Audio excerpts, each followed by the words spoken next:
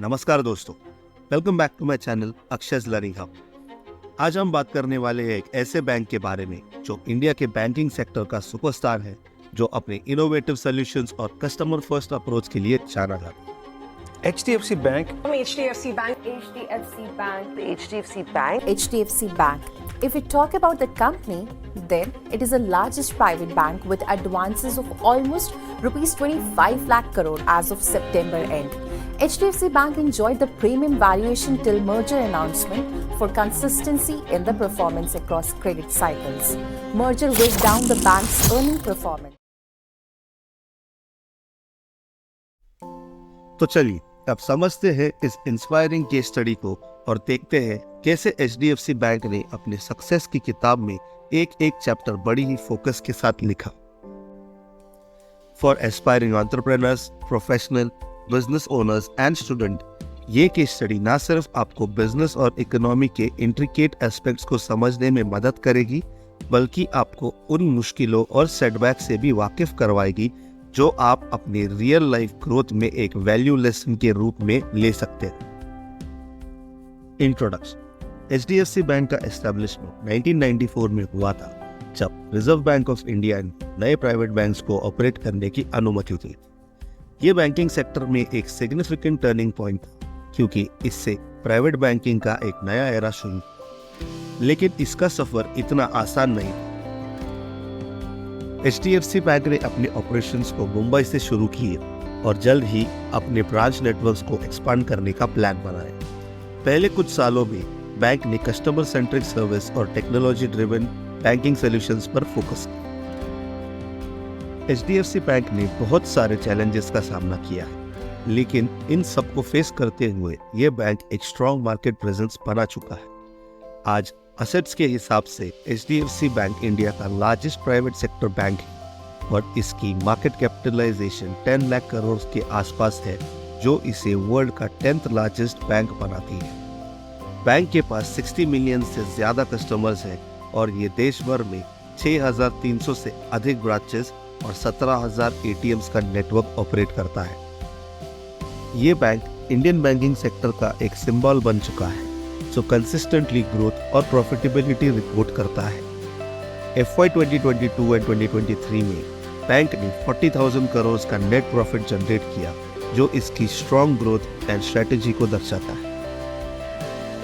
Background and history. Bank का नाम HDFC housing development finance corporation से आया है। ये 1977 में स्थापित हुई भारत की फर्स्ट मॉर्गेज फाइनेंस कंपनी थी।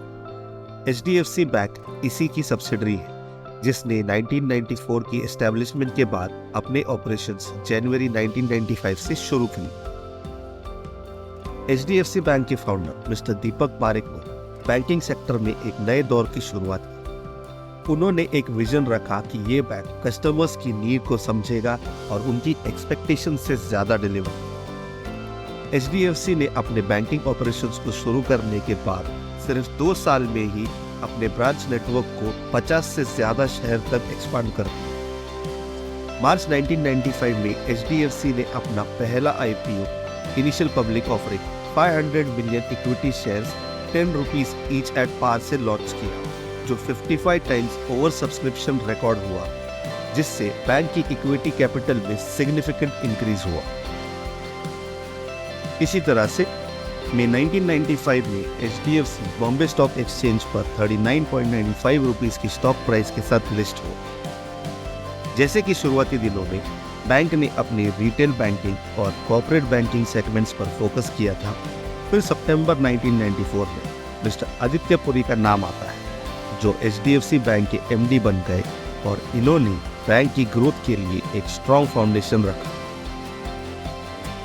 ईयर 2000 में HDFC बैंक ने अपने ऑपरेशंस को एक्सपांड करते हुए मल्टीपल प्रोडक्ट लाइंस इंट्रोड्यूस की, जिसमें retail banking, corporate banking and treasury operations जैसे सर्विसेज शामिल।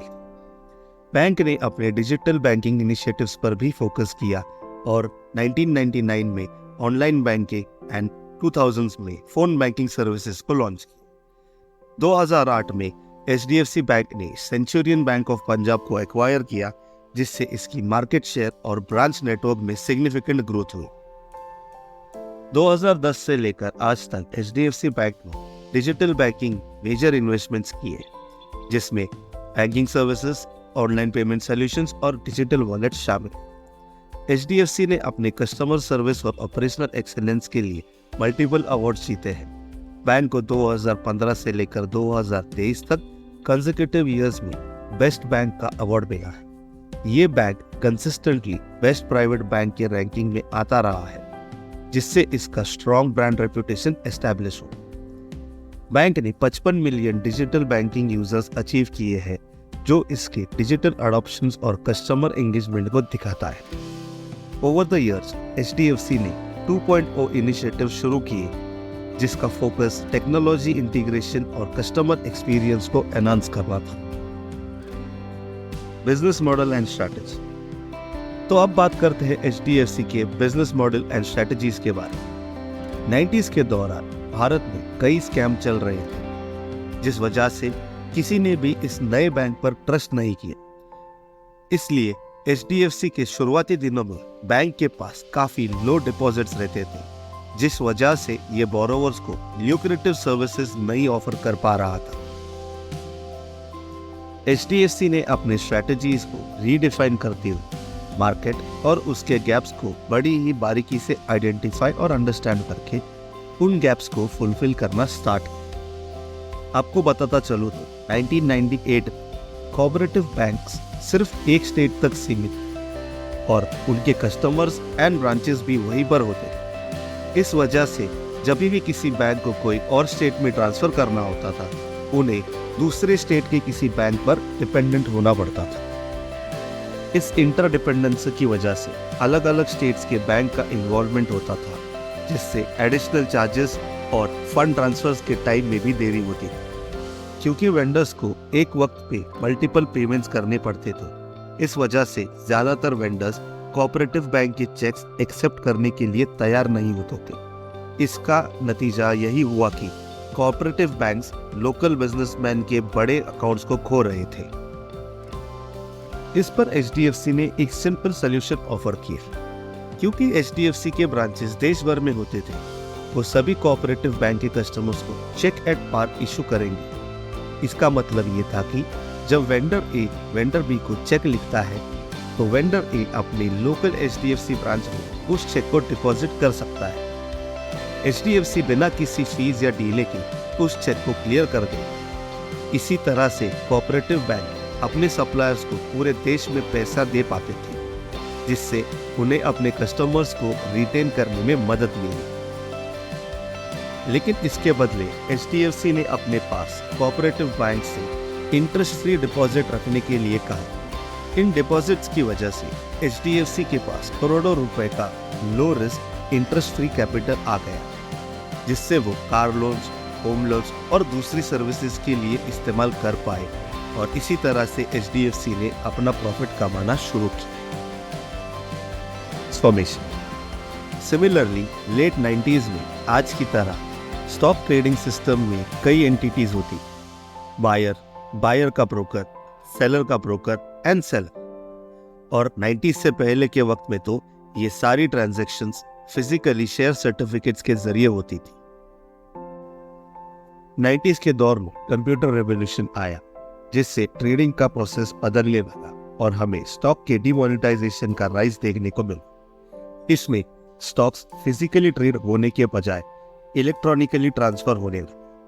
बट इसके बावजूद इस सिस्टम में एक फिजिकल डिपेंडेंसी और इनएफिशिएंट सिस्टम प्रॉब्लम थी, जो इस चेन के सारे एंटिटीज को कुछ मेजर प्रॉब्लम्स फेस करने पर मजबूर करते थे।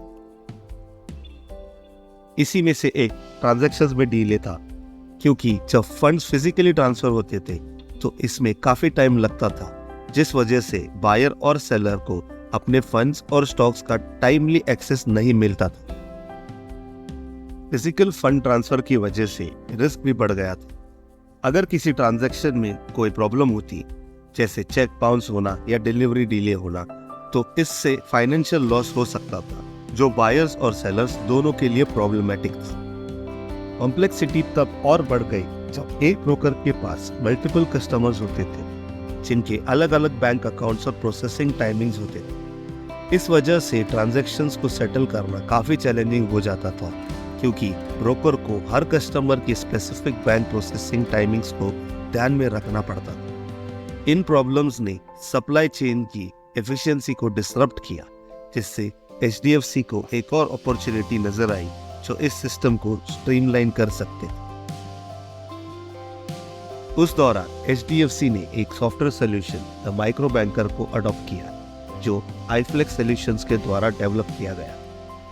माइक्रो बैंकर एक fully integrated online banking automation system था, जबकि उस रोज दूसरे बैंक्स या तो ऑनलाइन बैंकिंग को अपने समय से आगे का समझते थे या फिर इस सोच में रहते थे कि वो ऑफलाइन बैंकिंग पर टिके रहे या दोनों का हाइब्रिड मॉडल अपनाए।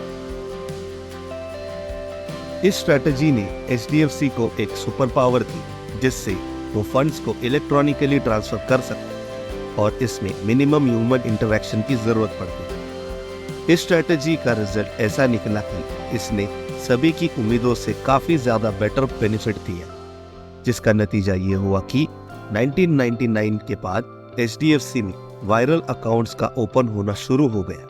सिर्फ ब्रोकर ही नहीं, बल्कि उनके कस्टमर्स भी HDFC अकाउंट्स की तरफ स्विच करने लगे। NSE के साथ शुरुआत करते हुए HDFC बैंक FY 2000 तक सभी मेजर एक्सचेंजेस का क्लियरिंग मेंबर बन गया। तभी के 800 ब्रोकर अकाउंट्स और majority of custodians HDFC bank के सर्विसेज का इस्तेमाल कर रहे थे। लेट 90s तक HDFC बैंक ने सेटलमेंट बिजनेस में 80% मार्केट शेयर कैप्चर कर लिया था। इसके अलावा HDFC ने ब्रोकर्स को अपने एक्सेस ट्रांजैक्शन सेटलमेंट करने के लिए लाइंस ऑफ क्रेडिट भी देना शुरू कर दिया, जिससे उनके लिए इंडिया के स्टॉक ब्रोकर्स के बिग अकाउंट्स को जीतने का एक और रीजन मिल गया। Financial growth and performance. HDFC bank ने अपने एस्टैब्लिशमेंट के बाद से कंसिस्टेंट रेवेन्यू ग्रोथ दिखाई। बैंक का रेवेन्यू 1995 200 करोड़ से शुरू हुआ था और आज ये 1.76 लाख करोड़ से ज्यादा है। ये profit growth efficient cost management और इफेक्टिव रिस्क मैनेजमेंट स्ट्रेटजीज का रिजल्ट है।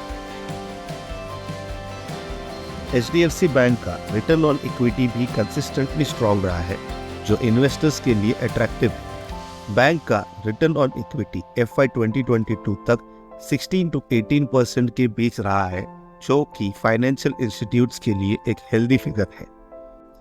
बैंक की एसेट क्वालिटी भी इंप्रेसिव है, जो रिस्क मैनेजमेंट प्रैक्टिसेस को दर्शाता है। बैंक का gross non performing asset ratio FY 2022 के हिसाब से 1.35% के आसपास रहा, जो कि इंडस्ट्री एवरेज से काफी कम है। ये एसेट क्वालिटी बैंक की स्ट्रॉन्ग लेंडिंग प्रैक्टिसेस का प्रमाण है। बैंक का CAR that is capital adequacy ratio भी स्ट्रॉन्ग है, जो बैंक की फाइनेंशियल स्टेबिलिटी को दर्शाता है। FY 2022 तक HDFC का CAR 19% से ज्यादा रहा है, जो रेगुलेटरी रिक्वायरमेंट से ज्यादा है।